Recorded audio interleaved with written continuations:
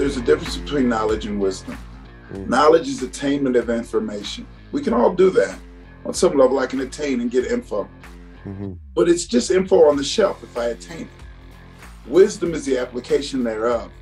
So how am I taking that information, that knowledge, that info that's out there that people are giving us to say, all right, so how's that going to help me and those around me?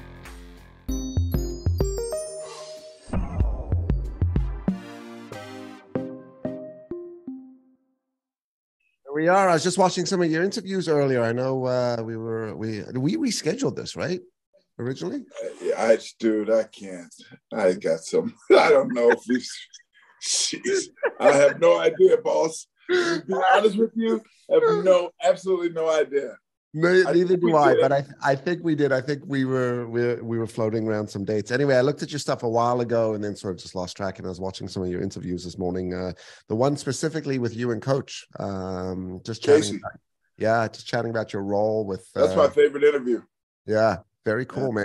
Very, very cool. Yeah. So it was like 15 minutes. It was amazing. Yep. Yeah. All right. So what did Bo tell you about me, or did he just say, "Hey, there's this podcast you should show up on"? Basically that's what they do. Dude, I've done so damn many. It's so crazy. Yeah. They basically just say, show up. Here's the time, show up. Yeah. But I kind of, to some degree, boss, I like that. Yeah. I'm an odd duck in terms of I hate preparation. Because if you prep, then I got time to write up shit and tell you the shit that I really think you want to hear. Right. But when you shoot questions at me and I don't have any idea where you're coming from, I got to give you the real stuff. Cool. I like it. That's the way it should roll. I was going to say, you've made it when you're just showing up at podcasts. Well, I don't know if I've made it or not, but I'm showing up at podcasts. Amazing. So let me give you a little bit of a history on me and my company. So the company traditionally is a corporate training and development company. We do leadership, we do sales, we do culture, but the program and the content was always built from the domain of psychology. Now, the reason we've been selling leadership and sales for so many years was because originally we were called the Personal Development Institute, which was all about interpersonal skills development, self-awareness, communication skills, relationships. So we'll get into today. And you would go out to corporate and people went, no. I'm not interested in this personal development stuff, right? Anyway, today it's cool. Thought leadership, mindset, mental health, emotional health, et cetera, et cetera. So we still do a lot of that corporate work, but as we've evolved as a business, as I've evolved, actually, I've started to lean back into this, the role of personal growth. And it all begins with self-awareness, right? And, I still do a lot of corporate work, but like there's a lot of emphasis on like, even though we're here to talk about executives or leaders or sales, let's talk about your marriages, let's talk about your parenting, let's talk about your emotional management, let's talk about your deep childhood trauma shit that you keep carrying around today and explore it. And if we lean into the world of psychology, it gives us some of those answers. And if we're open to the concept of therapy, not just talk therapy, but the work that goes behind it, amazing, right? Yeah, I like that. And, the other side of the coin is neuroscience. What neuroscience and neuroplasticity has proved to us is that people can change. So gone are the days of like, oh, this is just me, or like, I am who I am, right? Like with intention comes action, and action creates the path. So if we so the key to, boss, and I didn't mean to interrupt you, but I couldn't help say this. Neuroscience and social science have become friends in the last 10 years, which is critically important to all of us. Because for too long, social science was just kind of fluff. We think, But now when you connect neuroscience, you say, no, we don't just think this. Right. We see how the brain is working. We know what the amygdala is. We know what the prefrontal cortex is. We know when it fires exactly what it's trying to do. Right? So now it's not just fluff anymore. We get to connect some dots here that are critically important. So didn't mean to interrupt, but I think that's really good stuff. It's amazing. That's why I'm so into today's conversation. We live in the same world. Yeah. Right. So actually on that note, I'm sure you've heard of the concept of a learning curve and the 4 stages of a learning curve, right? So unconscious incompetence, right? Unconscious, conscious incompetence, conscious competence, and then unconscious competence. Anyway, when I teach that, I say, the problem with this is we start unconsciously and we end unconsciously. And this is where it all starts to go wrong, right? And what we have a responsibility to do, specifically as human beings, as leaders, as parents, as spouses, as leaders, is operate with intention and consciousness, right? And that shit needs to be activated, man. This isn't just, as you said, the amygdala takes over, and we need to interrupt that. So I have something too. So we talk about competence. And so we think the word that we use before competence a lot is cultural competence. That's total fucking bullshit. We should never use those two words in the same sentence. Why? Because competence means you fucking arrived. Culture is ever evolving. How the hell are you going to arrive when something's evolving all the time? So how can I even be competent in the culture of my own home if I leave for 2 or 3 days and go back in the culture of my own home has changed? I don't even know what's changed in my own home. I can't be competent. So how can I be competent in someone else's shit? It's not possible, right? It's elusive. It's an ever evolving process. So let's be adaptive. Fuck competence. Let's be adaptive to the processes that are in front of us. Don't try to arrive like, oh, I got all this, because that's totally not true. Right. You can't be. You can never be competent in my culture because I can't be. Right. Right. That's interesting, man. And I like the way you put it. So like in some regards, or I might say that, you know, what we see in social media in the world today almost creates that expectation that we should be able to arrive and total bullshit competence, right? Yes, and that is the reason that people struggle, because we've been sold a bill of goods that we should be arriving at someone else's competence, at someone else's understanding of culture, right? So people should understand African American culture, and now so you set people up to fail because they know as they go in to try to understand that culture. Hell, I'm never going to get this. I'm never going to get all this. The nuances, the changes, I'm never going to get it. Innately, they know that. So that's a setup. So people push back and say, well, I don't even want to try that. Right. So, right, if we move in an adaptive way, not arriving, just doing flow, I'm going to move with the flow. I'm going to get to know what I can get to know. I'm going to be curious as I move. I'm not moving. I'm not showing up as all knowing. Oh, I took this class. I got all the shit. No, you did. Get the hell out of here. Right. That class was outdated. The day you took it, it was outdated. Right. So let me shut up. You get no. This is amazing. Look, we're well into this, so let's just keep going. I say this all the time when we launch classes, whether it be the topic of personal development or professional. I'll say here's what we're going to go through. One, we need to go through as much unlearning as we need to go through learning. Right. So this exercise we're going to go through is like a conscious one. We need to learn, but we need to unlearn. I said the failure, and this is my big line I use. I said the failure with a lot of training programs, books out there, is people will listen to the book, read the book, they'll attend the program, they'll listen to the podcast, and go, "I'm smarter." Right? I did a course. I'm smarter. Right? Okay. And the ability to apply is something way different. So, I mean, this is I like what you said. I got something. Yeah, jump in. Here I go again. So the ability to apply is something way different. So if we think about and talk with people about these two notions, people always tune into them when I say that there's a difference between knowledge and wisdom. Knowledge is attainment of information. We can all do that. On some level, I can attain and get info. But it's just info on the shelf if I attain it. Wisdom is the application thereof. So how am I taking that information, that knowledge, that info that's out there that people are giving us to say, all right, so how's that going to help me and those around me? Well, if I use it this way or that way, now it's applied. Now it's wisdom. Now I'm moving with wisdom. So for instance, if I look at the food pyramid and go to classes and learn how to lose weight, I know the info. Dude, I got it. I know all the info on how to lose weight.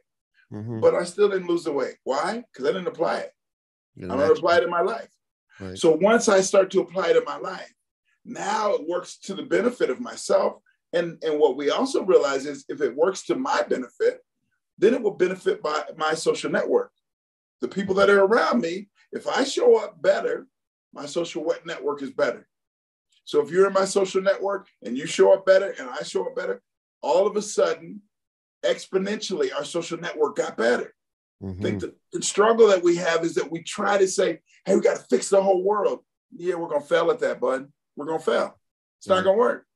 And then once I know that it's not going to work, I get frustrated and I hang my head and say, well, this world's screwed up. Instead of saying, hey, what's going on with my social network, the people that I love and care about and can influence? How are we? Am I curious with my social network?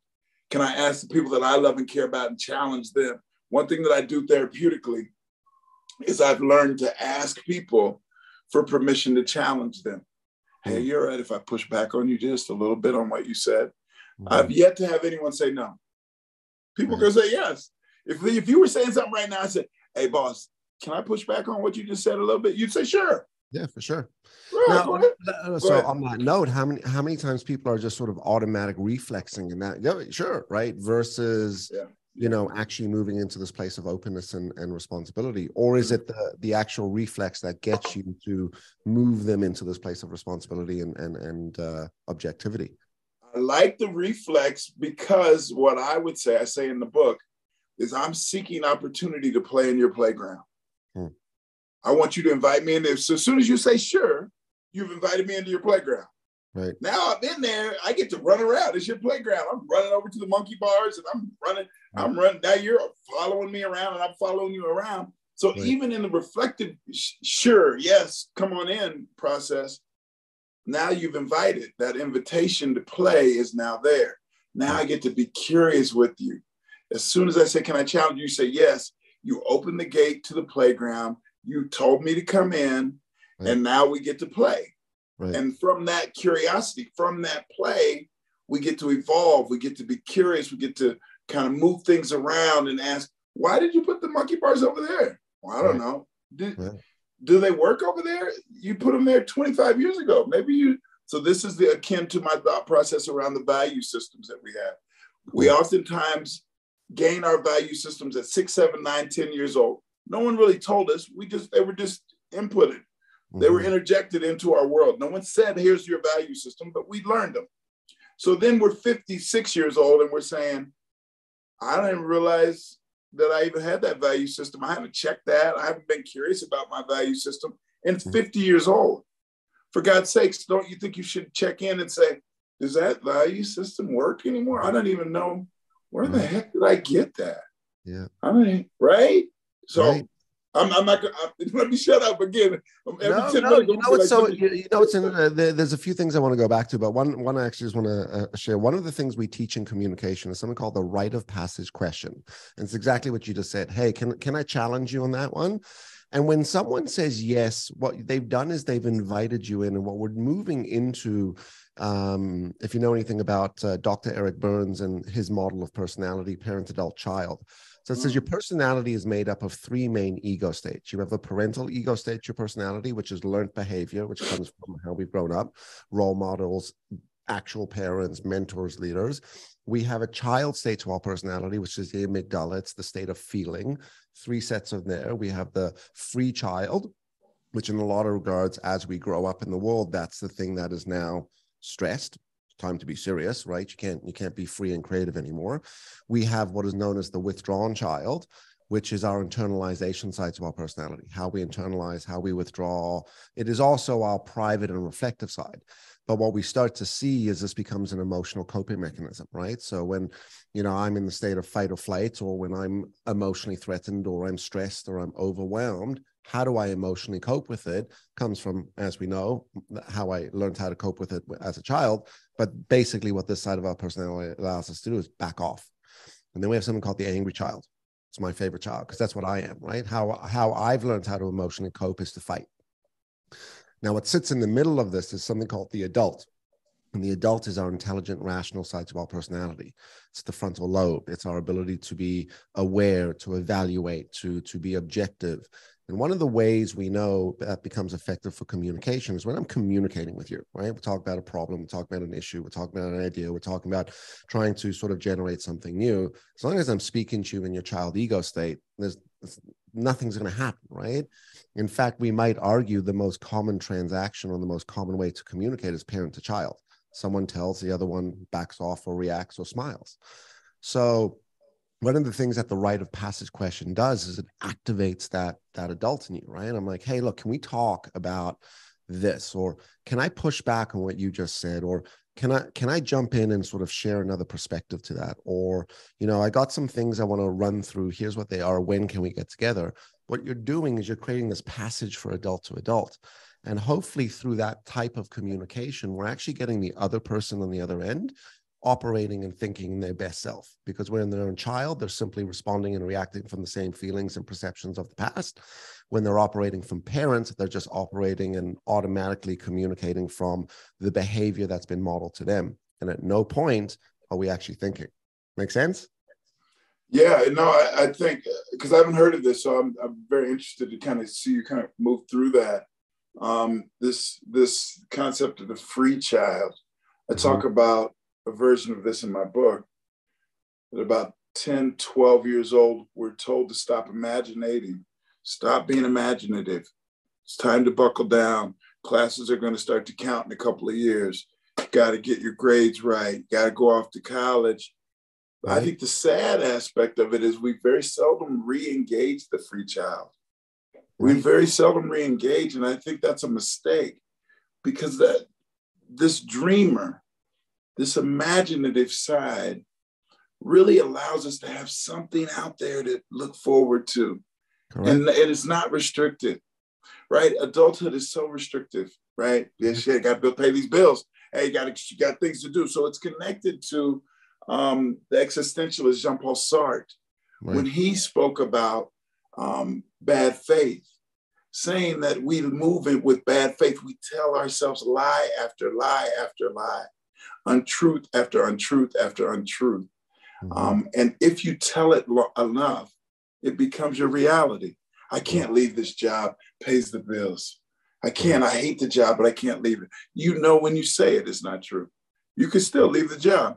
So you can become homeless, but the truth remains, yes, you could leave that job. It's not true that you couldn't. You're lying. And that's not true somewhere deep down. But you've told yourself this story enough times that it becomes my reality. And those around me will affirm it. Yeah, you can't leave that job.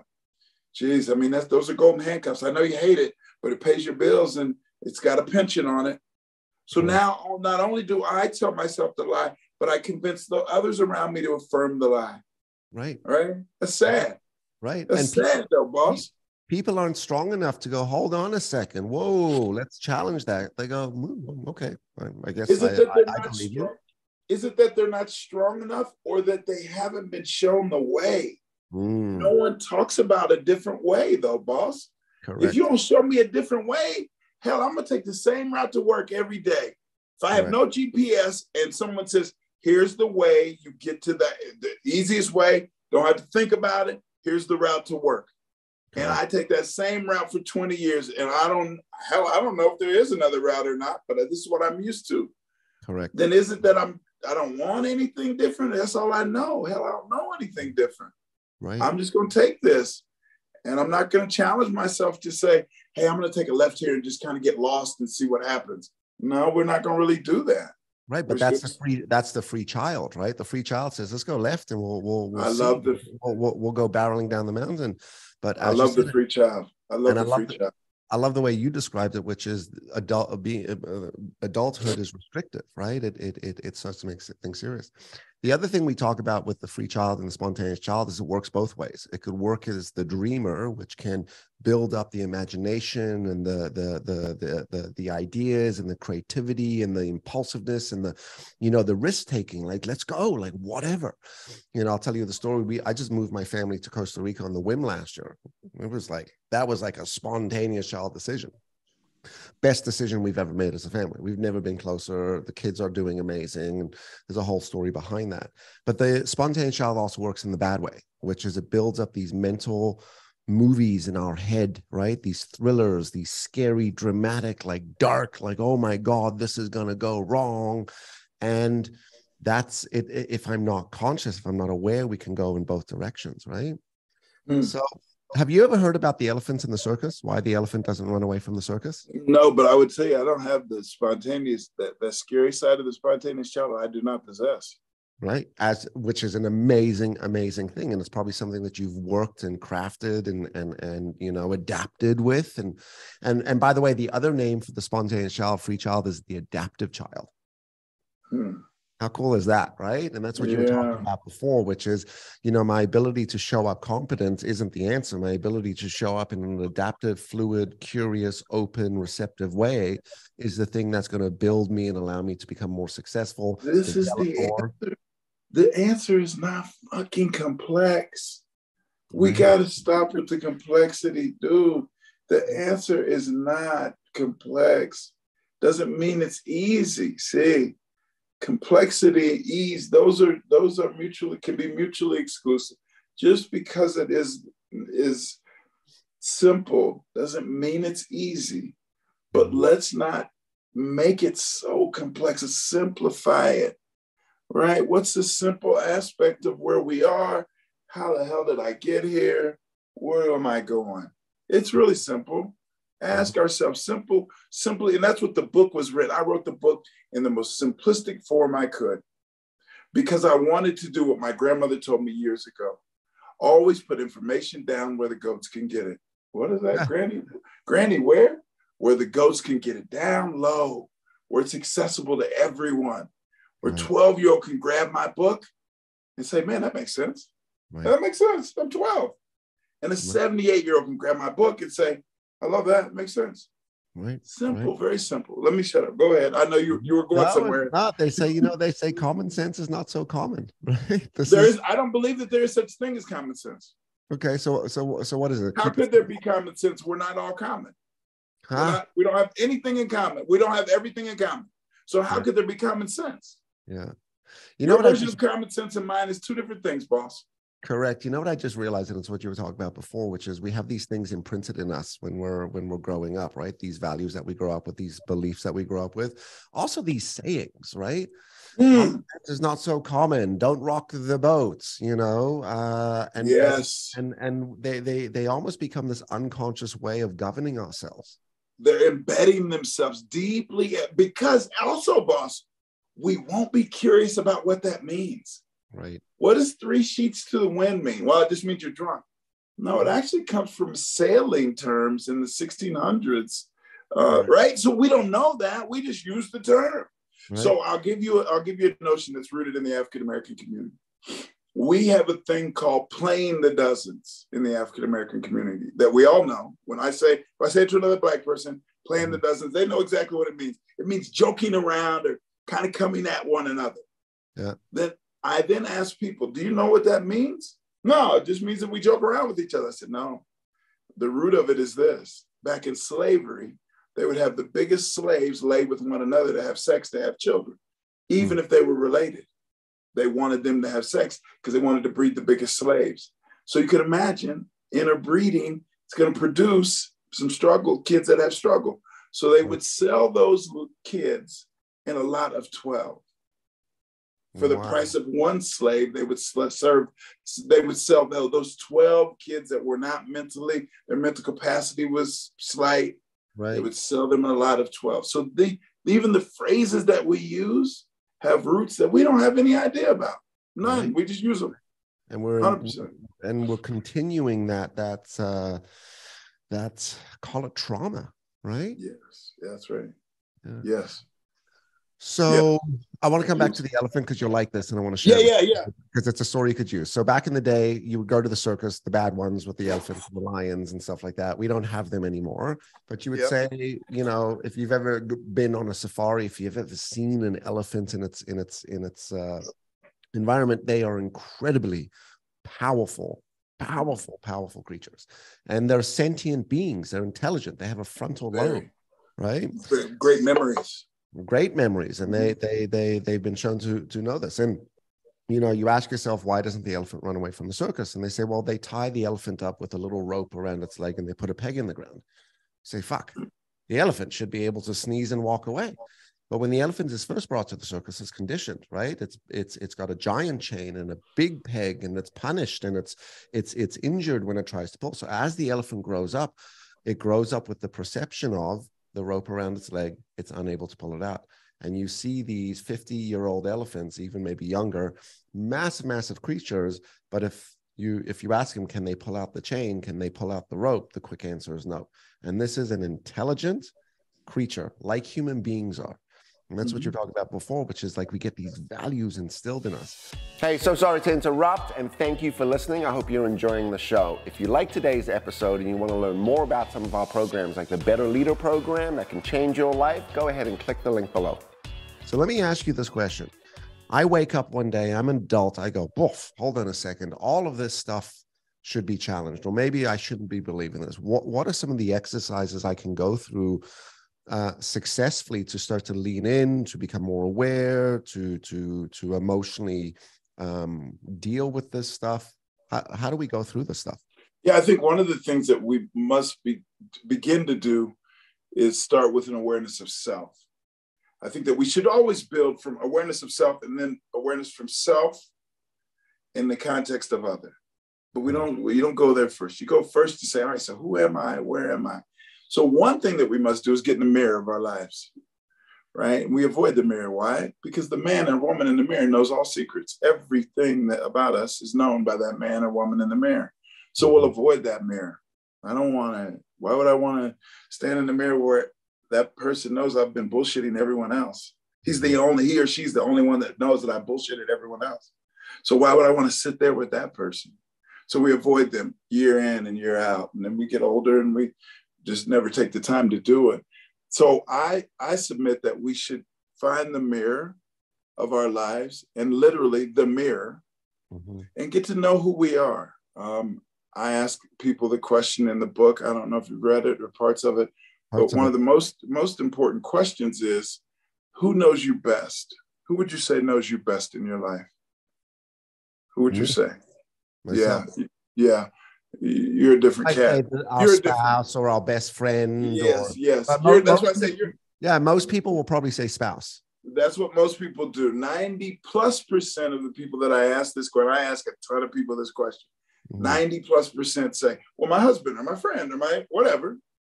How could that be true? Because I present to you, my wife, I love my wife dearly. You better believe there's stories that she will never know about me. I will never tell her. And I'm sure there's stories about her she'll never tell me. That's just how it works. So that means no one in this world, and my wife is probably the person I'm closest to. And if she doesn't know all the stories, no one does other than myself. So coming to the realization that I hold all the information about Corey, and my happiness is not rooted in what someone else can do for me. My happiness is rooted in self, who I am, having the discovery of self, all of those things. So getting in the mirror, being curious with yourself, checking in with the self-talk that we have that runs through our head. It's happening all the time. Many times, if we're not paying attention to it, if we're not aware, it's many times very negative. It's a very negative tape that runs through our head. If we start to pay attention to that and can hear the negativity, we want to try to catch some of that and move that around in a way that says, hey, I don't need it. If it doesn't serve me, if this thought or this language doesn't serve me, I can replace some of that language. And it is the African proverb. We must love elephants today. The African proverb of how do you eat an elephant? One bite at a time. One bite at a time. So I'm not trying to change my entire world and everything and all the thought. I'm going to just take it one thought at a time. And then as I start to pay attention, one thought at a time starts to change how I talk to myself. And over time, I'm much more positive with myself if I stay at it. So those are just a couple of ways in which I think we should attack this. And then you get better at it. The more you do it, the better you'll get at it. And you'll start to see outcomes in your life like, man, things seem to be better. Right. Yeah, because it's pretty simple. Right. I love what you talked about. I say when we talk about self-awareness, I say the true reality of self-awareness is it is a difficult process because we are truly looking at our dysfunction. And with that, there's another line that says there is no substitute for taking responsibility. We need to be 1000% accountable for that and willing to do something about it, right? Yes. So 1000% true. And so yeah. So let me add. So I think that we have to go in a stepwise approach, though. So we have to be accountable and willing to do something about it. Correct. But it starts before I can do something about it. I got to be accountable to it. So let's start with the accountable to it space. I'll get to doing something about it, but I got to first realize I got negative thoughts before I catch them and change them. So what are those negative thoughts? I don't have to rush either. I can be patient with myself. All right, I'm just going to take the next month. I'm just going to pay attention to my thoughts. I'm not going to do anything with them. Not trying to change them yet. Nope. Just catching them. Just going to pay attention to them. Just going to pay attention. Don't have to do anything. There's no activity that I have to do. Just going to pay attention. And a month in, I could say, God, I am horrible with myself. Now we can say, I think I'm going to try to do something with that. Right. But I think we miss some steps because we try to jump in and become aware and do something all at the same time. And we end up stopping like, it's too much. And we don't do anything. Right. And then, it's not confirmation bias, but it's that self-talk, which is that reinforcement of, you see, I was right. I knew I couldn't change. Right. Yeah. And when I teach emotional management, that's one of the main things I try to emphasize, which is emotional management isn't not feeling or reacting. What it is getting better at catching it earlier. Right. Yes. And if I could if the success is going, oh, there it was, right? And this is what contributed to it. And this is how, and you could start to slow these things down a little bit, right? Mm-hmm. Yes. Totally agree with that. 100%. Let me ask you about young males today. You work with a lot of young males in the Detroit Pistons. I'm sure you see it in all sorts of relationships and within your practice. What do you think is going wrong with young males today? It's a loaded question, by the way. I was about to say that's like a loaded trick question right there. Not a trick question, but maybe like, I mean, okay. So let me preface this. We know that mental health is we're in a crisis for mental health right now. We know that 80% of suicide is male. We know that right now in the world of social media, toxic masculinity, the cancel culture, like it's very stressful to be a male, right? And I think in a lot of cases, we're being exposed and having to deal with emotional and mental stresses that we never had before. Yeah. I mean, just think about the young 19-year-old coming into the NBA, right? Being thrust into manhood, being thrust into this intense world and needing to operate, in quotations for the audience, like a man. So, I mean, it's for lack of better terms or words, it's a fucking nightmare out there for guys. I think what we also have to realize for men, that for the male, there is an aspect of femininity in being a man that we don't tap into. I don't want any of that feminine qualities. Yeah, it's there. We do have that. We just don't pay attention to it, and we try to suppress it. Because society has told us and sold us a bill of goods about what it means to be a man in 2022. What does it mean? The machismo, all of those things that come along with what society tells us about being a man. But innately, we know as men, a lot of that's total bullshit. We know it, but we abide by what society puts out there. Just like women abide by, they know the average woman doesn't look like the magazine cover. They know that, but they still will say that that's beauty. But I'm going to still chase after it, and I may not ever get it, but that's what beauty is. And we know that's not true. So I think we too often are moving and chasing the bill of goods that we're sold that we know is not true for men and women, but especially for men. I think about 18. I just had a kid on our team the other day that turned 19 during the season. Turned 19. Wow. So he started the NBA season, his first NBA rookie season, 18 years old. Wow. Right. So you crashing cars at 18. Oh my God. So at 18, I was playing football. But if you'd have handed me millions at 18, I probably would not have lived to see 20. I'm being honest. Right. I would have been a wild maniac. Oh, I wouldn't have been able to control it. Right. Knowledge versus wisdom, what you were talking about before. Oh, right? That's right. I would have lost all kinds of senses of reality. And I think that so many of these young people, I think Frantz Fanon talked about generations in his writing, that each generation will have a mission, right? It will be opaque. It will not be spoken of, but it will be a mission nonetheless. and they will either uphold that mission or deny that mission. I think that this new generation, part of the mission is to normalize mental wellness. They won't take anything different. We're going to talk about this. We're going to have a therapist on every team in the NBA because the generation demands it. Because our generation, my generation would say, yeah, we didn't need that. Whatever. We'll just deal with it. Yeah. And you would internalize emotion and you would bottle them up in your belly. Bottle it up. Like, you would end up with, sickness. My father, I tell the story all the time, dropped dead at 60, not because of the cancer, but because of his 60 years of internalized anger, trauma, stress, anxiety, depression, et cetera, et cetera. It eats away at you. It literally eats away at you and manifests itself in terms of cancer. I mean, you can pick a billion different diseases. Absolutely. Anytime that we have disease, it means that the body is not at ease. It's trying to tell, the body's trying to tell you, I'm not at ease here. So I got to give you something. Hey, I got this going on in here. The body's trying to say, I'm not at ease, right? All the time. So how do we figure out ways in which to get out some of that, express some of that? Again, in therapy, I don't think that my job is not to fix or change anyone. It's really to help you oftentimes, excuse the crudeness, vomit some of that stuff out. I'm going to help you vomit. Get it out. I'm going to pat you on the back as you throw up. Get that shit out of you. You don't need that in you. It's poison. Right.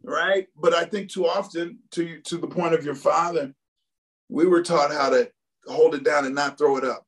Swallow it. Just swallow it back down. You can feel it moving up. Swallow it back down and be tough and just hold it down. Yeah, it's eating away at me, though.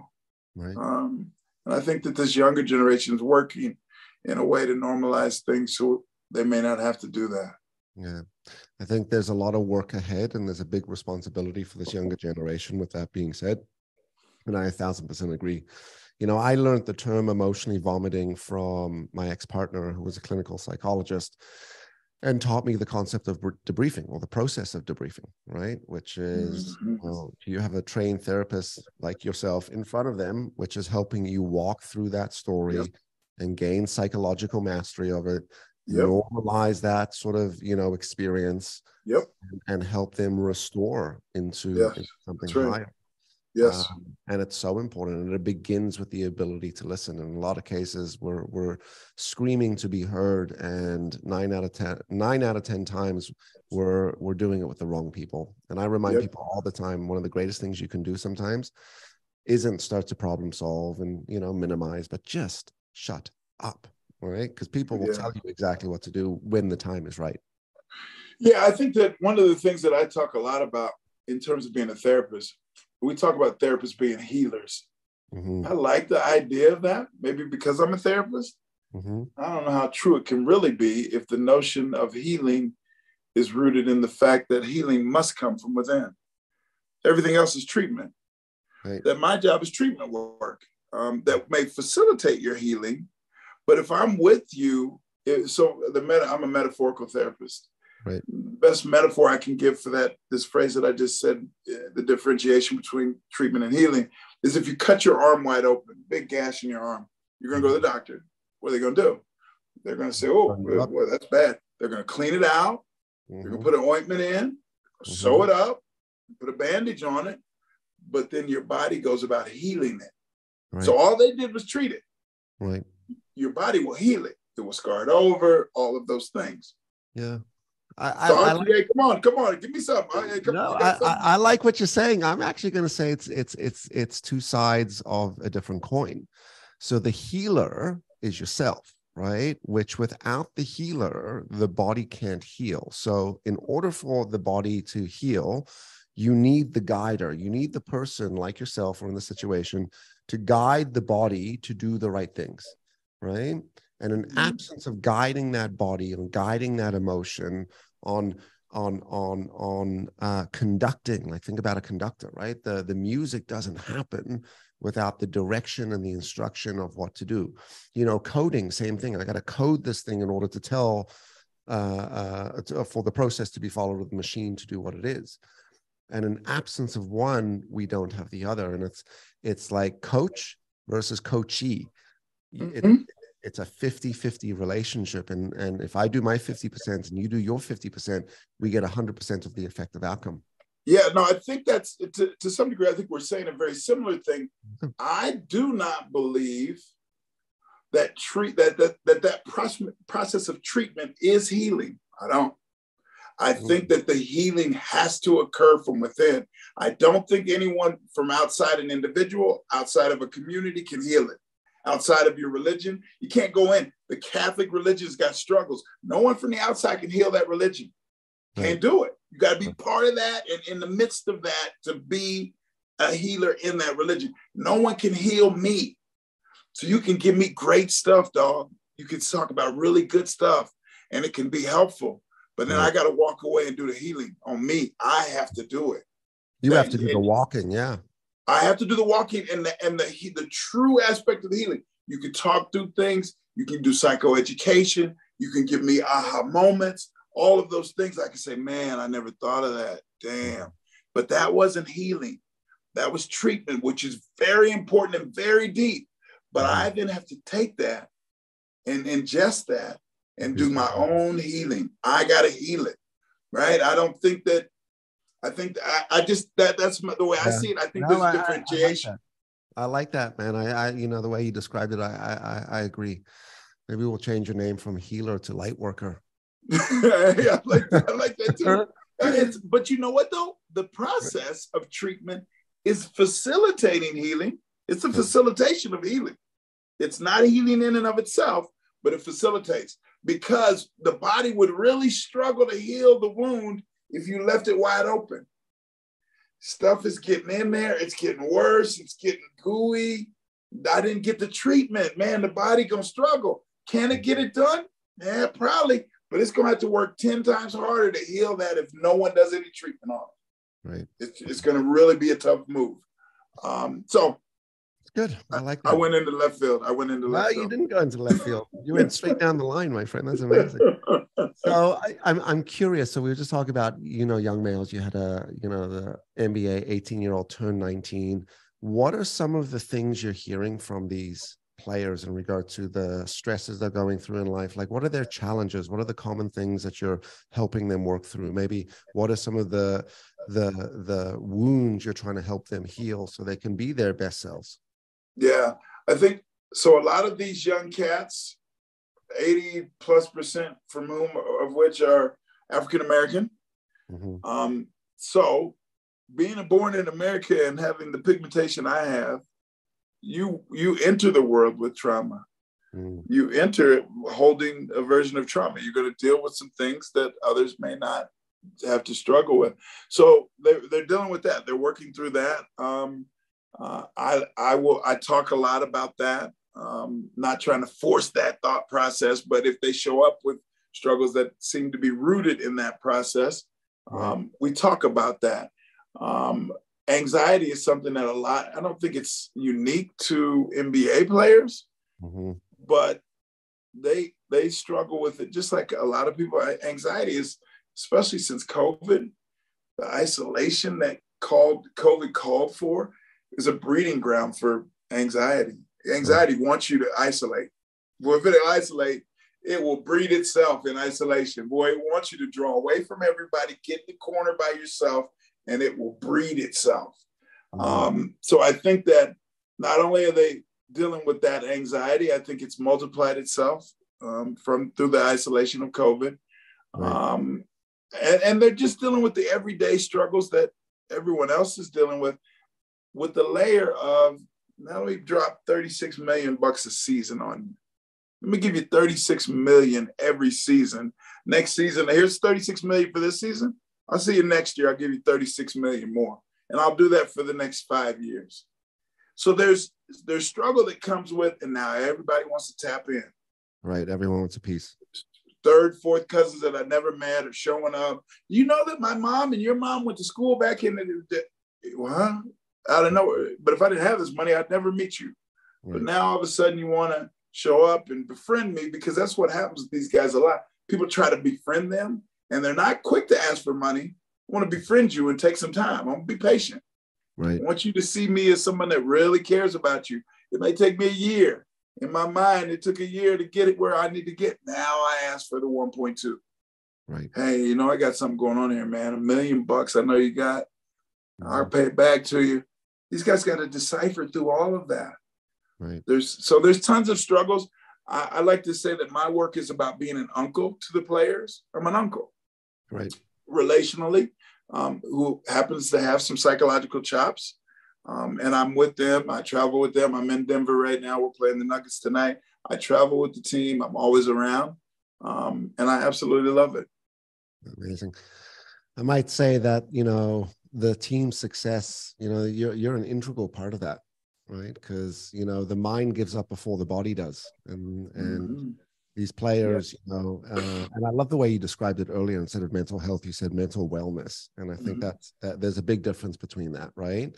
Because wellness I can work towards, I can practice, I can build, I can chip away at, I could do little small steps, right? Mentally healthy is like, shit, like the step 87 on the ladder, and I'm sitting. That's an arrival, right? That's an arrival space. Correct. Yeah, 100%. Cool. I want to read this quote to you. It's as you were talking about that. Good friend, his name is Nate. Nate, if you're listening to the podcast, I saw your story today, but he posted this. He said, "Be patient with me as I unlearn generations of trauma and as I unlearn all of the false beliefs of what a Black man is/was by a Black man." Right? That was really powerful. Right? That's so true. Yeah. In fact, I'll send this to you, man. I'll send it to you. I got you on. I love that.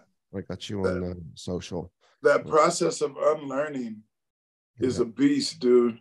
Takes a lot of work to unlearn. Yeah.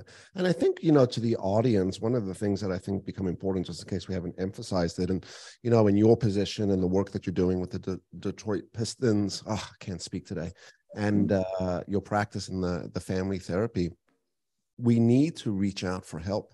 We need to reach out to the healer who can help facilitate some of my healing. And that's cool too. Yes. But I think that may be the hard part, is to reach out and ask for help, because in the reach out is the vulnerability. I have to admit that I ain't got my shit together. Right. Just to reach out, I got to admit I ain't got my shit together, and I don't want to admit that. So what your dad would do, is not reach out. Just hold it and shut the fuck up. Right. And it's not that bad. Just go to work and pay the bills. Right. It'll work itself out. Right. Yeah, but I'm swallowing that down. And every time I say that, and over 60 years, you may say that 1 million times. And every time you're swallowing something deeper. You're swallowing that down deeper, and you're holding that down deeper. And the end probably usually doesn't turn out real well. Right. But the reach out is not an easy thing, because it means I'm admitting that I'm vulnerable. But we have to be clear. Brene Brown talks about it all the time. Vulnerability is courage, inside out. I have to hold deep-rooted courage to be vulnerable, to say, hey, I'm struggling. Hey, and I don't have it all together. As a therapist, I struggle, right? There's days that I wake up saying, man, how am I talking to somebody today? And I'm tired, I'm drained, I don't have it. And I'm gonna say that. I'm not gonna hold that. I'm gonna let you know, right? I say it to my wife all the time. I write about it in the book.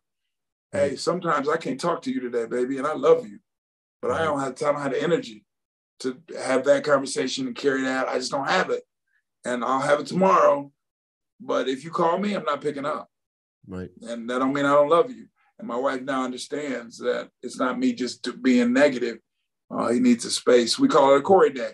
So I tell her now, hey, tomorrow has to be a Corey day. I'm getting to a point.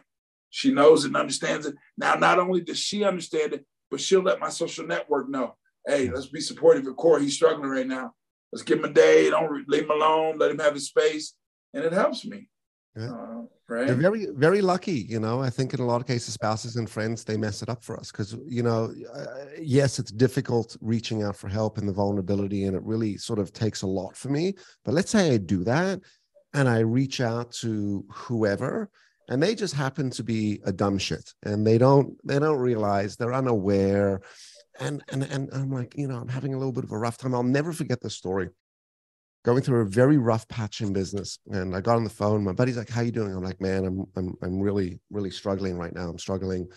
A lot of stress. I'm stressed about business. I'm confused. I'm worried. This was probably about 10 years ago. And I'll never forget in me doing this. He's like, "Oh, bro, me too. I'm also so stressed. I've got so much on the go, blah, blah, blah, blah, blah." And I was like, oh.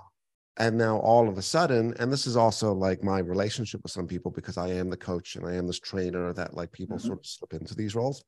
Yep. What I've learned very, very, very, an important lesson is that it's very important to not only be vulnerable and reach out to help, but be very conscious and aware of who you're reaching out to. Yes. And disrupting the process of reaching out because we've met the person that just didn't know how to listen or didn't that's right. get it right in the way, right? So yeah, but not blaming them for their inability to hear us. I just got blessed to do Dr. Phil, did a couple episodes in his podcast, and I talked about the phrase that he uses all the time. Yeah. And it's very simple, but it's very profound. We teach people how to treat us. Correct. We teach them. I teach you. If I say, "Honey, I'm telling you, I'm overwhelmed. I can't do that. I'm going to short out. I can't." Then she's got to learn that process with me. She didn't have to. My wish is that she will learn it with me and that I'll teach her, "Hey, treat me around these things this way." And I think we have to realize that people will only treat us in all truth the way we allow them to treat us, or the way we teach them to treat us. And how we start the relationship usually finds its way throughout the relationship. Right. If I start off by saying, "It's okay to do this, that, and the other to me," 20 years later, if I try to change that, you're going to look at me like, "What the hell? We've been doing this for 20 years, dude. Why are you all of a sudden you're being an asshole?" Yeah, right. And I'm trying to change it up, but you need to be vocal about that, which is, "Hey, I want to change things. I'm trying to sort of get a new pattern happening between us. I'm not the same cat today that I was 20 years ago. I better not be. I'm not going to be the same cat. I'm not the same dude today that I was yesterday, and I won't be the same tomorrow. I better not be. Right. You're like this. The same shit that pissed me off 20 years ago is the same shit that pisses me off today. I just have a different response today." Yes, that's right. Yes. Yes. Right. I love Amazing. that. Amazing. 100%. I'm using that one, baby. Dude, I'm an open book. I've got them all. I got a bunch of stuff. I'll follow up with you after the show, and we'll exchange playbooks. Bro, I wish we had more time. I know we're sort of capping out at the top of the hour. It would be awesome if we could do a part 2 to this, because I'd love to chat to you about marriage and relationships and parenting and just sort of same sort of conversation and continue. That's mandatory. We have to do that. Done. We'll reach out to the people that got us booked, and we'll get it organized. But a couple more questions first before we go there.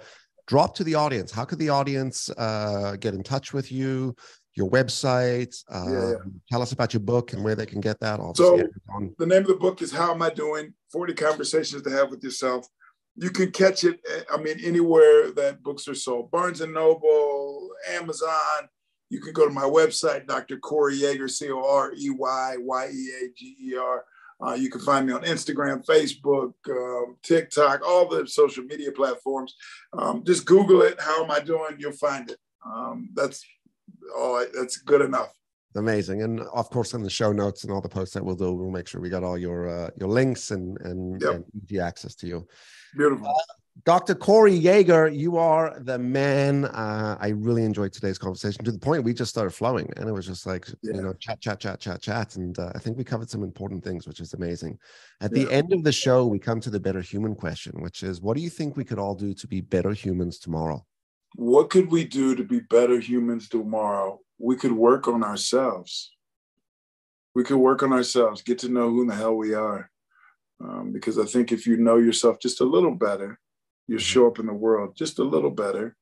And if you do that in a bite-sized, eating an elephant approach every day, the world just gets a little better. And we're not trying to have this huge change, incremental change. So getting to know who the heck you are, how you got to be there, and where you're going, I think will make us all better.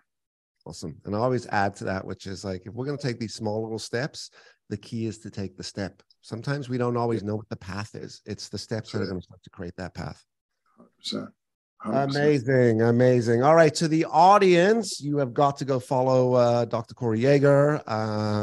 You got to buy his book. You got to check out his websites. And if you're an organization looking to, top up your teams, definitely a dude to call. For the rest of us, if you like today's episode, don't forget to like, don't forget to subscribe, don't forget to share, and stay happy and stay healthy. And we will see all you better humans next time. Hey, thanks for listening today. And if you enjoyed today's episode, you're going to love the next one.